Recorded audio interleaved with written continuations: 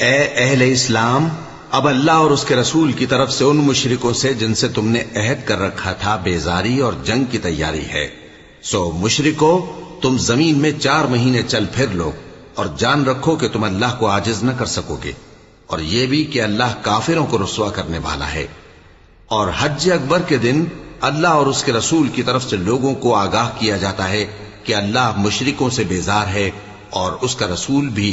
اب اگر تم توبہ کر لو تو تمہارے حق میں بہتر ہے، اور اگر نہ مانو تو جان رکھو کہ تم اللہ کو ہرا نہیں سکو گے۔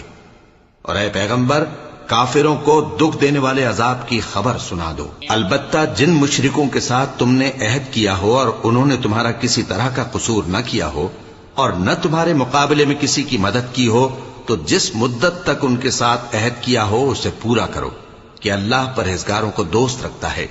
پس جب عزت کے مہینے گزر جائیں تو مشرکوں کو جہاں